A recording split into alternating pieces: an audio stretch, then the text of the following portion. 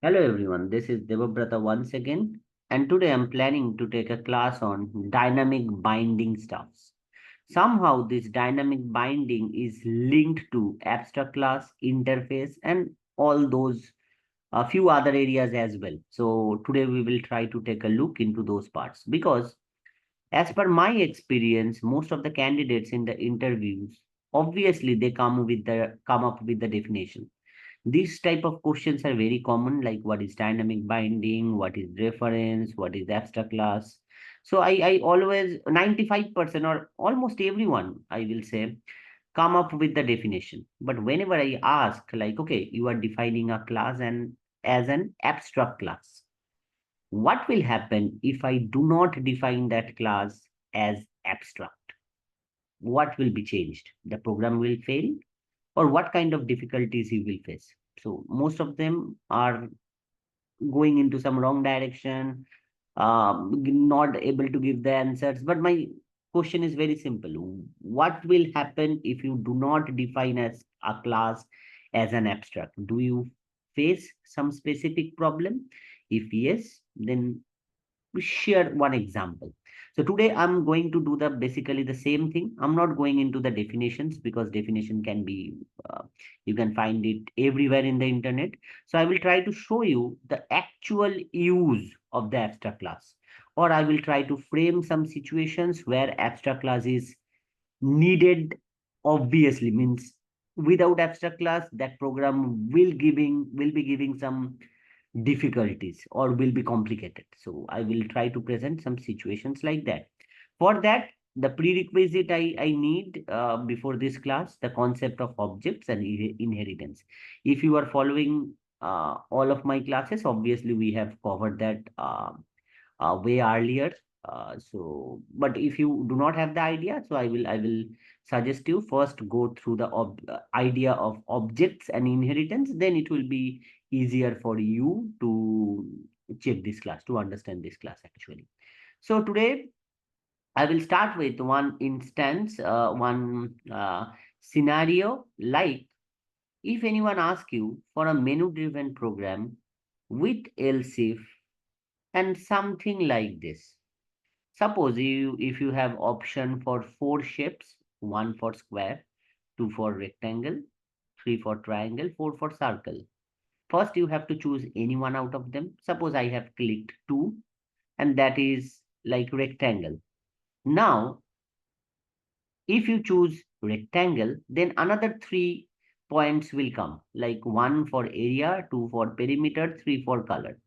So you can choose any one out of them. Suppose if you choose area, suppose one, then it will go into some part where it will be asking you, okay, enter length and breadth, and I will calculate the area, something like that. You can do the same for triangle. Suppose if you choose the triangle, and then if you choose perimeter, it will go to triangle and perimeter, and it will ask for enter three sides of the triangle, and now I'm going to calculate you the perimeter. So whatever the mathematical calculation is, it will take care of that. For simplicity, we are not going into the mathematics section because we are not in a mathematics class. I will just going to print some value, some random value. Like if anyone choose square and perimeter, means from the menu one, if they select one, and from the second menu, if they choose two, then it will just show something like hi or hello square perimeter. I am more interested on the menu, not on the mathematics. That's my goal actually. If anyone click 4 from the first menu and 3 from the second menu, then I will just print one line like hi circle color. That's all. I do not want any complicated mathematics or any complicated lines, because again I'm saying my focus is how you are going to create this menu. So if I just go to Blue Java as our software, you can do it anywhere. So if I just try to create a menu of shapes, probably. So if I just create that thing, let me make it.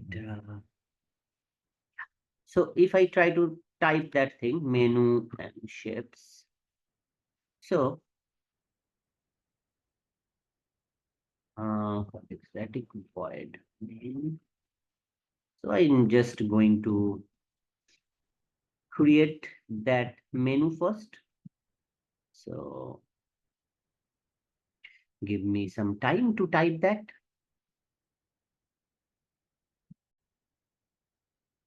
If I just introduce a scanner class and then a menu like this, like it is the first menu, enter 1 for square, 2 for rectangle, 3 for triangle, 4 for circle, and I can give the choice 1 as input. User can select whatever they can.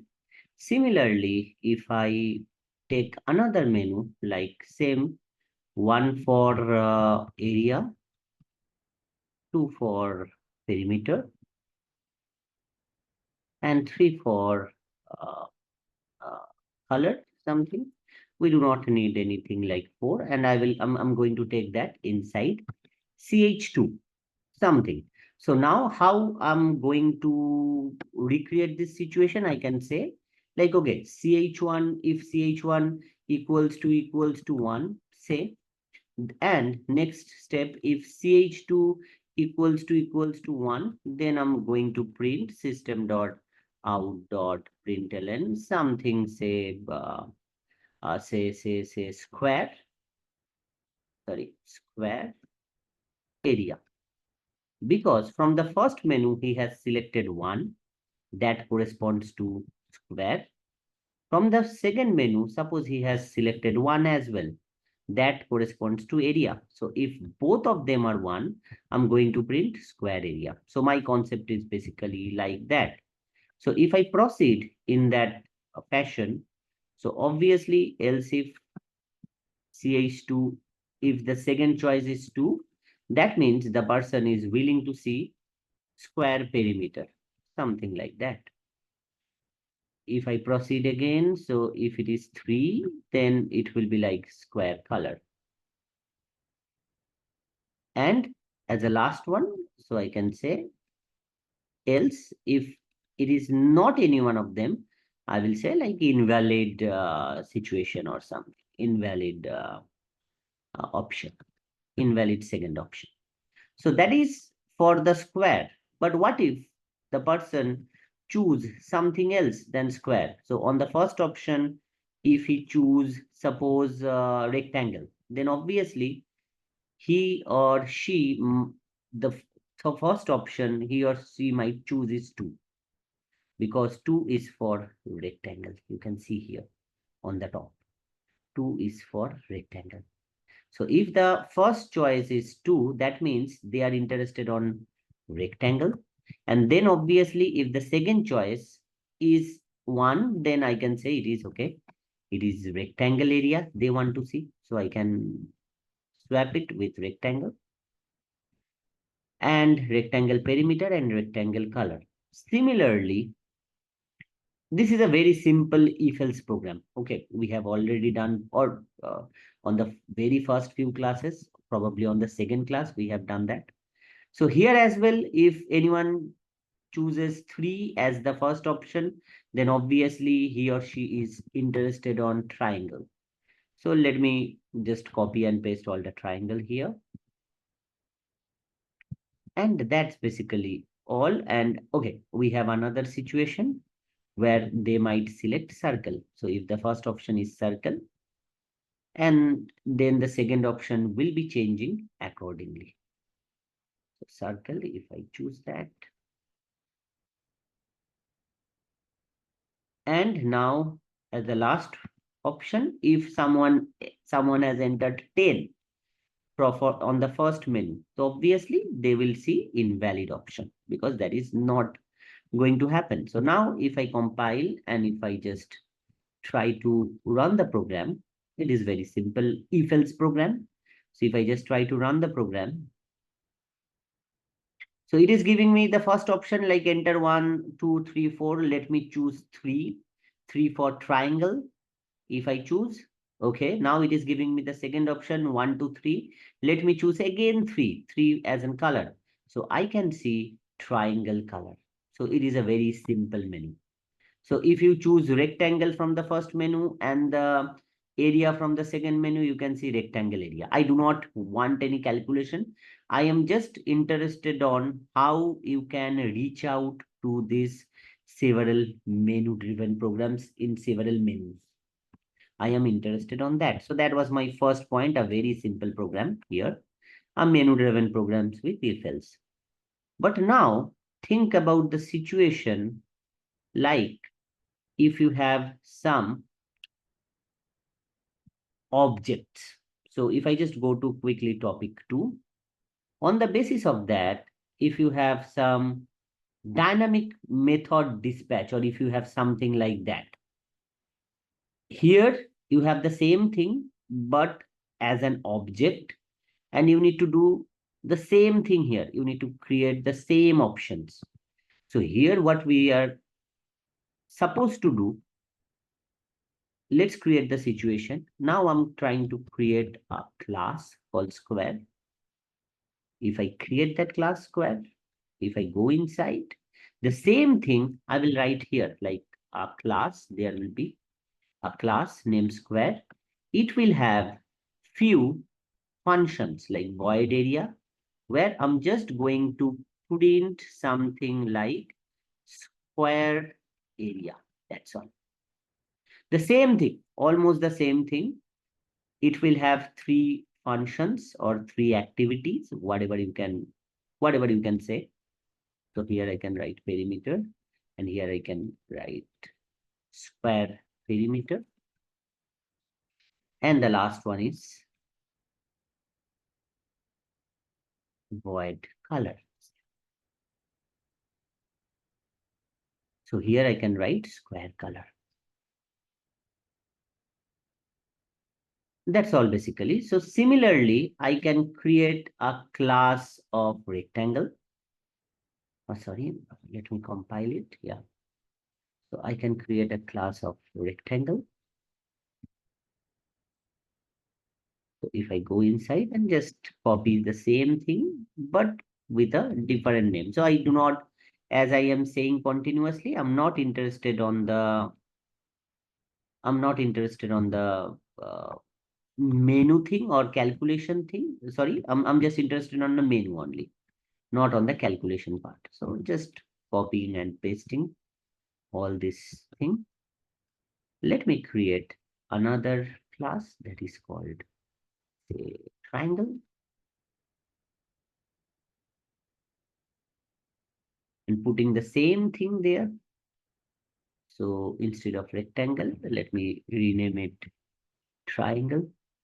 Here as well, let me put everything as triangle. Yeah, let me make it in small letter here. So the same thing basically. So again, I'm interested on the menu here. So triangle, let me copy it. And the last one, so we have now square, rectangle, triangle, and the last one is circle. Let me do that as well. Let me define circle. And here as well, let me change everything. A very easy program, a copy paste one. You can do it very quickly, or even if you are interested, you can copy the code from the description. So it doesn't matter. I'm not interested on the code. I'm trying to type it as fast as possible. So we have 4 class. So here, what is my plan now? As you can see, menu driven programs with dynamic method dispatch. So for the dynamic method dispatch here, at first, I want to create all the objects. So square is suppose object 1, new square, something like that I want to define. Next, okay, square probably I have given with a small. Yeah. So next, here I want to define as rectangle, and here as new rectangle. Next, okay, let me rename it as obj2. Next one is triangle. Let me name it as obj3, new triangle. And same the circle, obj4. equals to circle. Something like that. And now I want to pursue the same thing here, but not a line like this. What I'm going to do, the squared area will be printed from the function itself.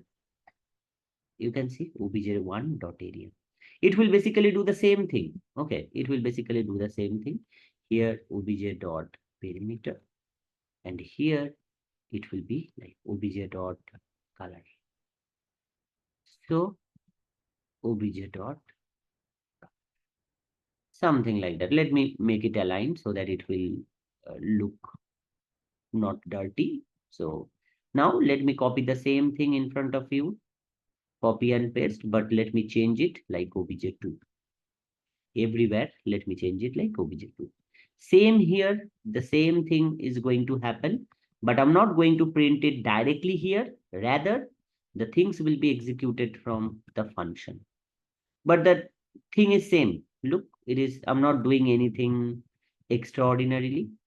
So just printing those lines from the function, not directly here. That is the only change I'm making. So now, yeah, we are done. If I just compile and run the same program once again,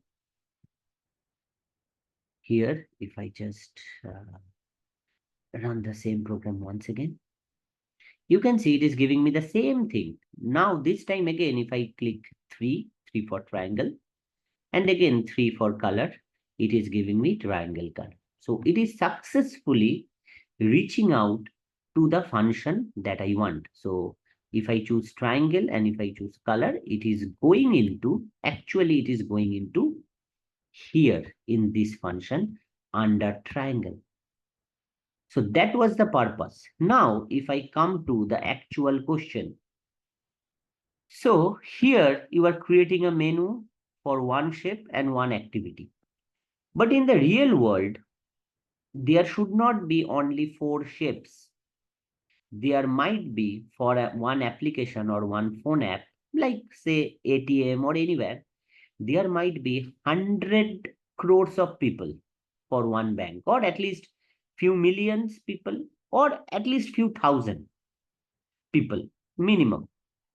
And there are some activities like what you do in the banks, like activities like balance inquiry. You can withdraw money, you can submit some money, you can check your balance, you can change your password, several activities like that.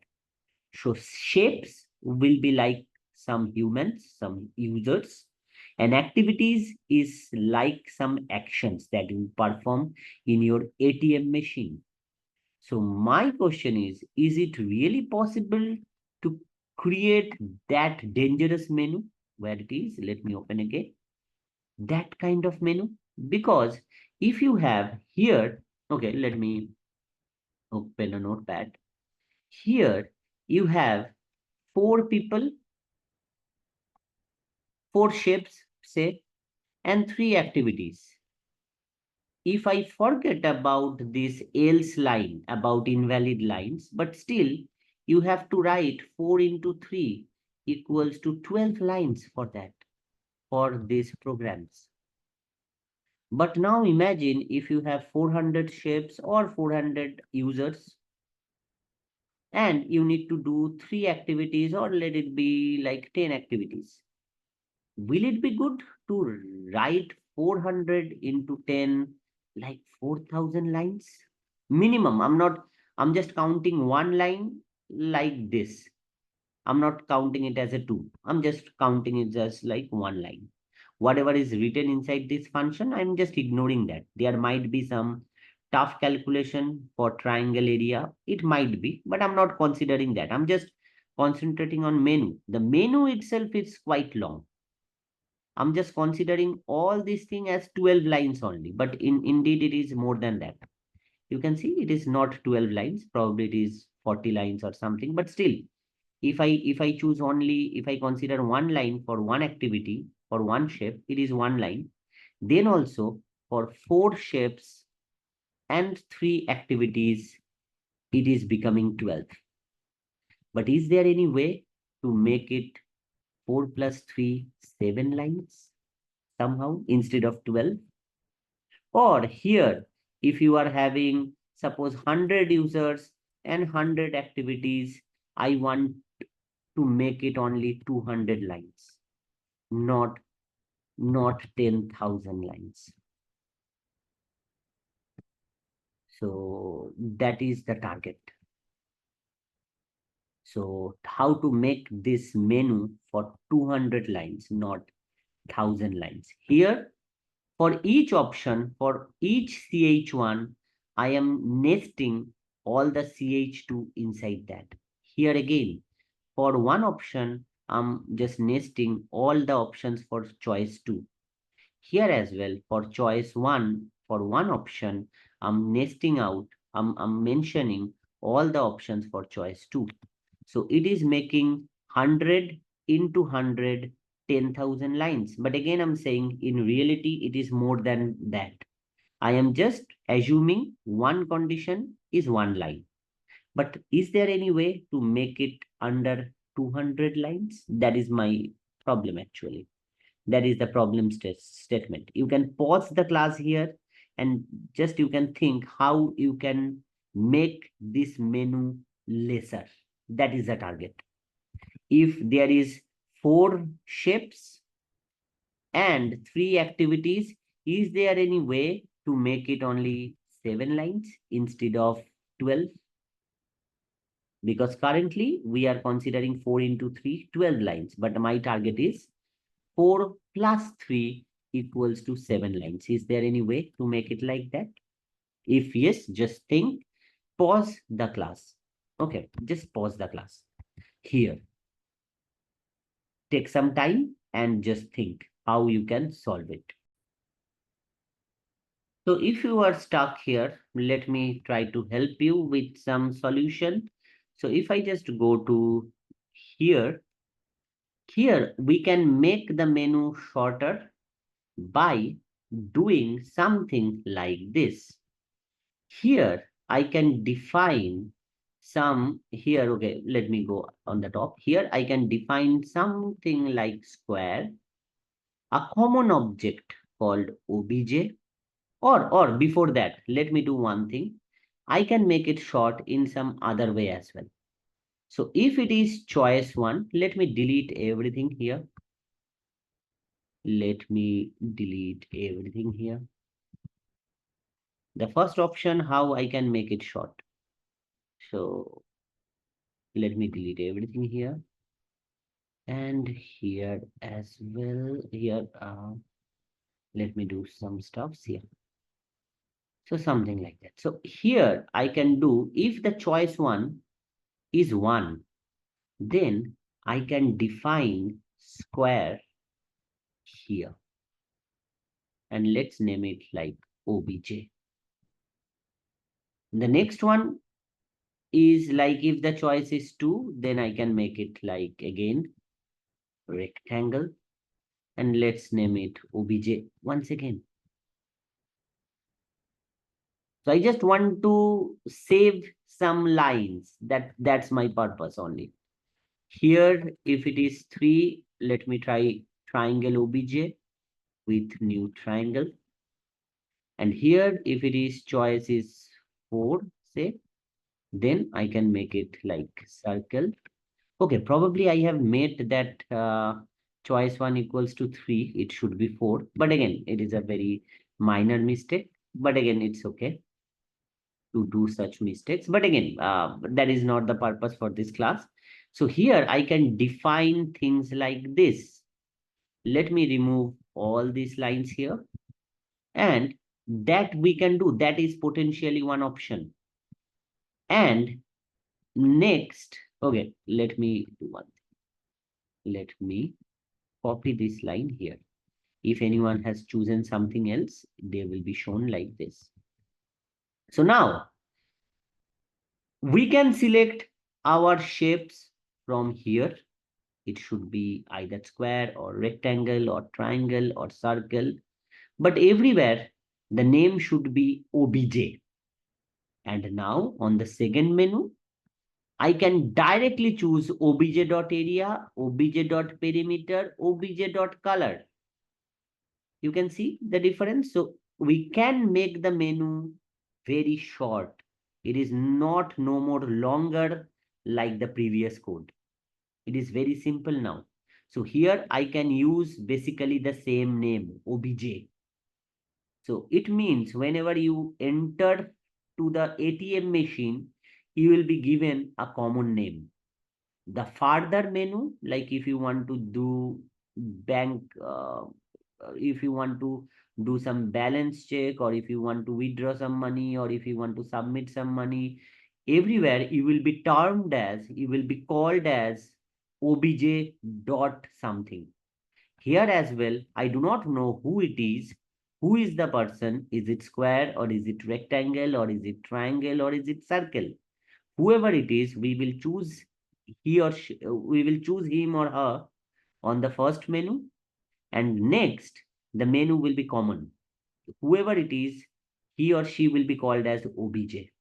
So that's the very common concept, so that we can avoid such big programs. But now technically it is not possible to define all the classes as the same name, obj.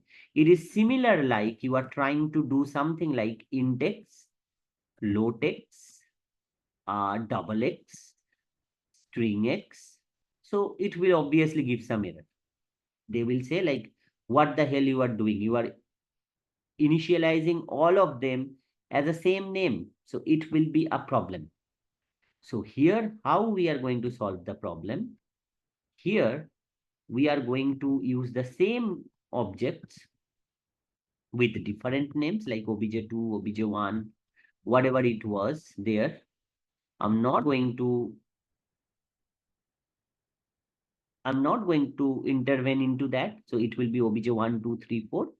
I will define a common one like square object, something like that, a square class, and it will be like new square, something. Now, this obj, I will assign it here like obj equals to obj1 here. So if I do that, it will not going to give me any more errors like that. Like it will not say like, okay, you are defining several variables with one variable name. So it will not give me that kind of problem. So here I can simply write obj equals to obj1, obj equals to obj2. So I am trying to put everything under the same name. So that name is very important. So the name is very important. So I'm just saying obj equals to obj1. So I'm trying to put everything under one common name, that is obj. So that's the thing. Got it. So that's the idea. And now here I'm going to use the same name obj here. So now if I compile, it will give me another kind of problem. You can see here it is giving me problem again. It is saying there is some problem. What is the problem? If you define something like int, suppose x, and string x, can you string y, same. Can you simply assign them like this, x equals to y? Can you do that very simply? Obviously no.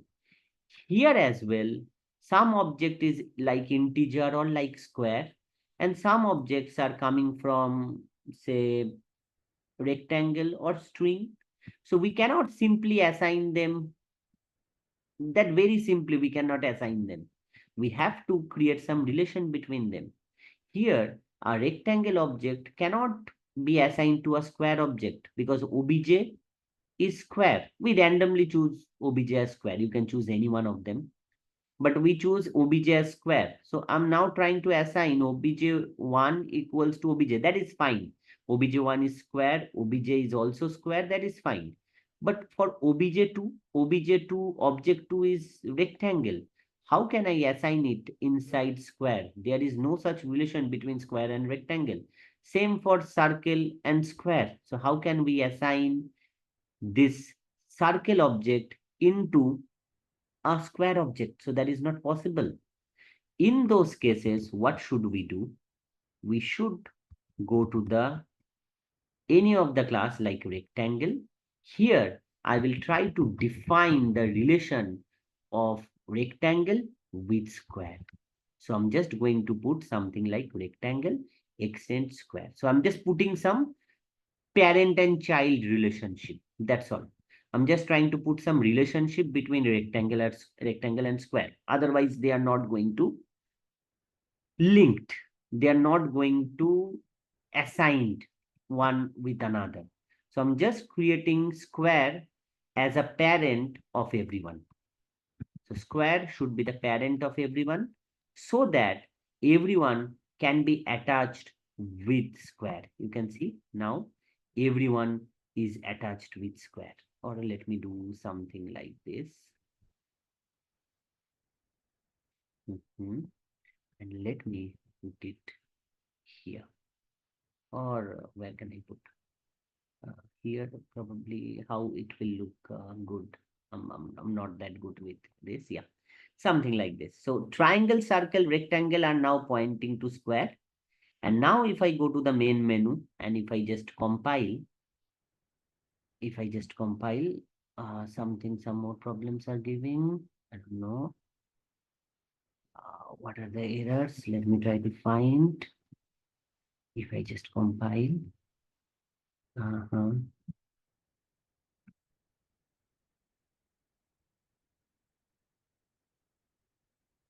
Let me check the problem.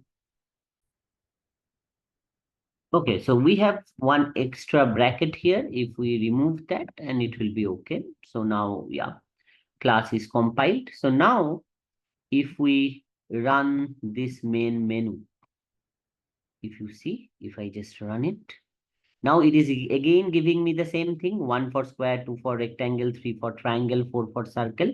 Let me choose 3 for triangle and 3 for color. So it is going into the triangle color. But this time we have achieved this with less number of lines. You can see we are not having that big numbers of lines. For each shape, we are having one line. For each activity, we are having one line. So if I assume one line for each combination, so if we have 100 shapes and 100 activities, we are going to make it by 200 lines only. But previously, it was like 10,000 lines. We have to combine everything. So that is the purpose of dynamic binding. So here, this obj, we do not know. If I ask you, tell me, obj is now rectangle or triangle or circle or square, you cannot tell it because this obj will be decided dynamically here. Will it be assigned to a square or will it be assigned to a triangle or will it be assigned to a circle or anything else? So that will be decided at the time of running the program itself. That's why it is called dynamic binding. At the runtime, you will choose the option, and at the runtime, compiler means will assign it dynamically with some object. But initially, we do not know what this object is for. Is it triangle or circle or anything else? So that is called dynamic binding. And here we have to assign one of the classes. For the time being, we have chosen square. But if you ask me, if you start an argument like why square, we should come up with rectangle, why not circle? So if you ask me like that, yeah, that is an open question that we will solve in our next class of abstract class, where we will not going to choose any class out of them because it is a topic of argument. Because anyone might say like why you have chosen square. Yeah, there is no such reason. I randomly choose any one out of them because no other classes are available for the time being. So I have chosen square and created the relation with square for everyone. I have created a relation of triangle with square, rectangle with square. I have created a relation of circle with square. So just deliberately, I have chosen square as OBJ because I have to choose any one out of them. So that is called reference. Here, this square obj is actually a reference variable. So whenever, suppose you are writing something like int x equals to 5.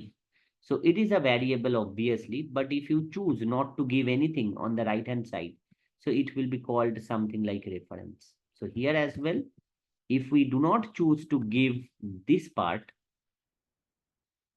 if we do not want to give something here, this will be called reference. So if I just try to compile this program, so it will create some problem, but here I do not need the right part. The name itself is enough. So it is called reference, but as the program is giving some problem, that's why only I have to give the right part. That's why I have to give the right part. Otherwise, I do not need this right hand part. So only this part without right hand part is called reference. So this is called reference. It is also being asked during the interview. So it is one of the important theory as well. So it is called reference. Here, basically, I'm going to use that reference everywhere. Okay. But for the time being, just to avoid the error given by the compiler, I'm giving this side. Actually, it is being assigned on the runtime itself with some other object. So obj might be a square. Here obj might be assigned to a rectangle. Here obj might be assigned to a triangle. And here obj is might be assigned to some circle. And we are we are following this kind of mechanism of dynamic binding only because of reducing the number of lines in a program. Otherwise, it will be a monster. So to minimize that, to make the thing simpler, we use this concept of dynamic binding. That's the only person, and that's only you need to tell to the interviewer. If they ask, if they are happy with the definition, do not try to tell them more. So if they are happy with the things, but if they ask more, if they try to dig into more into the concept, then you can give some examples, simple examples like that, with shape and with activities. And that is the actual purpose of dynamic binding, to make things simpler. So that's all for the time being. And the next class, we will deep down into the use of abstract class, which is based on the same concept actually. So that's all for the time being. Revise this class. Let me know if you are still having some problem or not. We do not have any exercise for this, just to try to understand the concept. Okay, instead of memorizing the definition only. Now check the definition and tell me if you are finding any mismatch with the definitions or not. If yes, if you are finding something, just let me know via commenting on the comment section. I will try to make you understand why though they are using such words in the definition. What is the link with that? But probably you are able to make a connection with the definition and with this practical example. So let me know, please. That's all for the time being. Bye.